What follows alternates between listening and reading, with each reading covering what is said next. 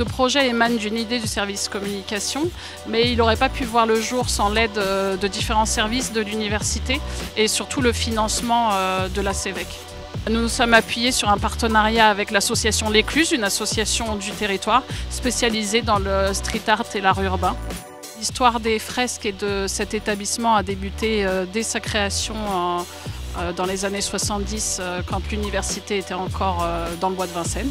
Voilà, donc on a voulu refaire vivre ce projet avec des étudiants, notamment en arts plastiques, mais aussi des artistes du territoire.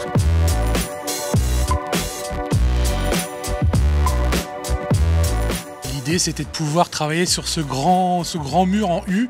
C'était hyper intéressant de pouvoir travailler là-dessus. J'adore avoir des contextes comme ça où les murs sont un peu tarabiscotés. Ça part pas quelque chose de très très plat et puis me servir en fait finalement de l'architecture. C'est ça qui m'intéresse le plus. Ce qui m'intéresse, c'est de pouvoir jongler et de trouver des équilibres entre des masses colorées. Presque comme si on se retrouvait dans un terrain vague avec plein d'objets cassés. Et c'est ce chaos qui m'intéresse de remettre en place, quoi.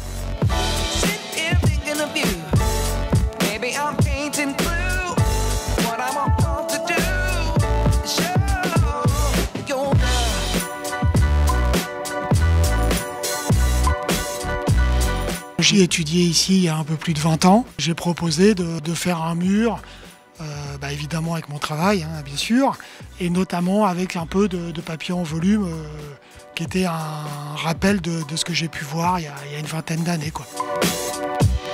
Ça m'a permis aussi de récupérer des affiches d'ici, évidemment, et de leur intégrer dans mes travaux. J'ai sélectionné ce mur parce que j'aimais bien son volume, j'aimais bien son emplacement, et j'aimais bien quand tu rentrais dans ce hall, là, de se prendre ces différents niveaux en pleine face.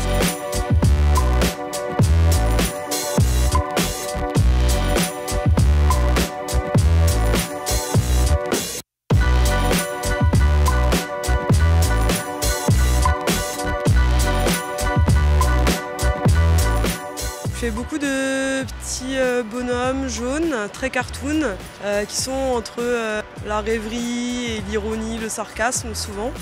L'emplacement donné sur la rue, je trouvais ça cool d'avoir un côté signalétique en mettant un Paris 8 en typographie.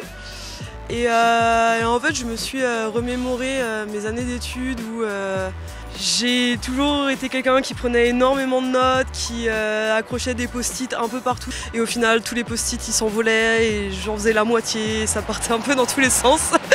Et du coup, j'ai fait ce petit personnage.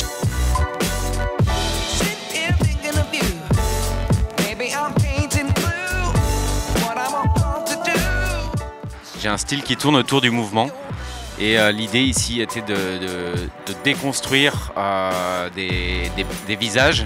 Donc en fait le thème ici c'est un peu la renaissance, la mort puis la renaissance, pour symboliser que dans une vie on a plusieurs étapes.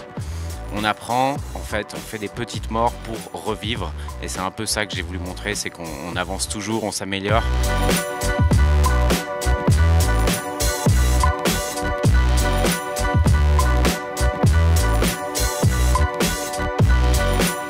Je suis en train de réaliser une fresque pour l'université sur 5 grands piliers à l'entrée de l'université. Je pense que mon travail il est un petit peu éloigné du graffiti maintenant, même si j'ai commencé par le graffiti. Mais c'est vrai que c'est intéressant de venir peindre cette fresque dans ce territoire qui fait partie des pionniers, on va dire, de la peinture et du graffiti, on va dire. J'ai décidé de travailler un peu sur mon thème récurrent, en fait, qui est un peu le papier froissé, que tu sois dans une discipline, on va dire, artistique, picturale, musicale ou autre. En fait, le papier a toujours été le point de départ de ces créations.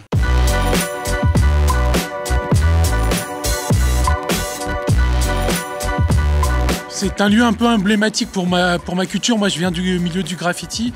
Il y a eu un mur qui a été hyper important, qui a été fait par Mode2 à l'époque, enfin entre autres. Et il y a aussi eu dans les années 90, si je dis pas de bêtises, les premiers cours de graffiti qui ont été faits.